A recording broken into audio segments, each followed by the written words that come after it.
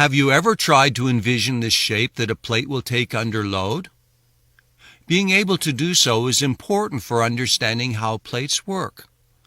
It is also important for identifying regions with high curvature and moment and points of maximum deflection.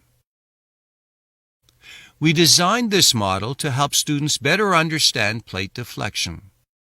Let's use it to investigate a square plate with simple supports, as indicated by these dashed lines. The white grid makes it easy to see the shape that the plate will take as it is loaded.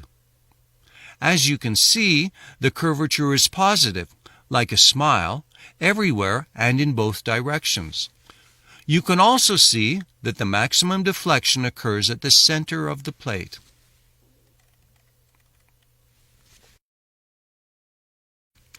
If we now clamp one of the edges, denoted by the solid line, we discover a negative moment, like a frown, along the clamped edge. The same thing would happen if one end of a beam were changed from a simple support to a clamped support.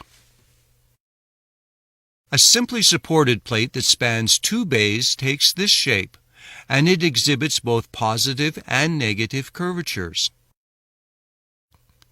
If we remove the center support, we get a rectangular plate, and it takes this shape under load. Notice how the curvature across the width of the plate remains nearly constant until you get near its ends. Notice, too, that the curvature in the long direction is nearly zero except near the ends. If we remove one of the end supports, the plate deflects like this, and removing the other end support produces this result. Notice how bending occurs in only one direction. If a slab is curved in only one direction, the load must be carried entirely by stresses in that direction, and it is called a one-way slab.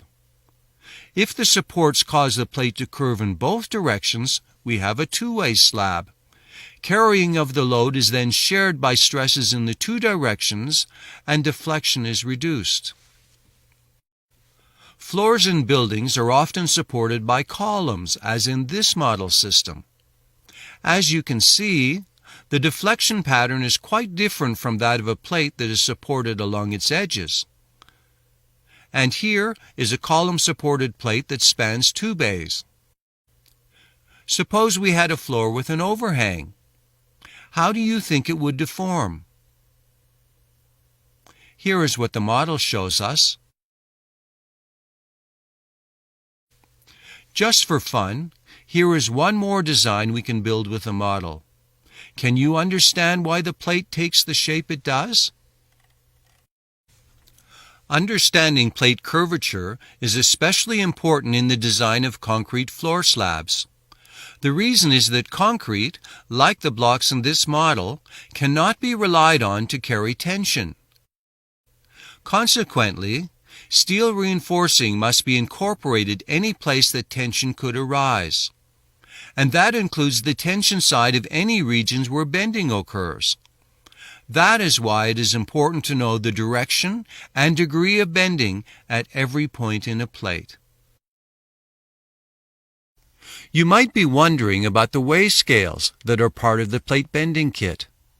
They allow you to investigate how load is transferred to supporting columns and beams.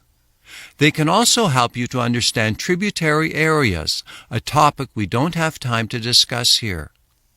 Thanks for watching.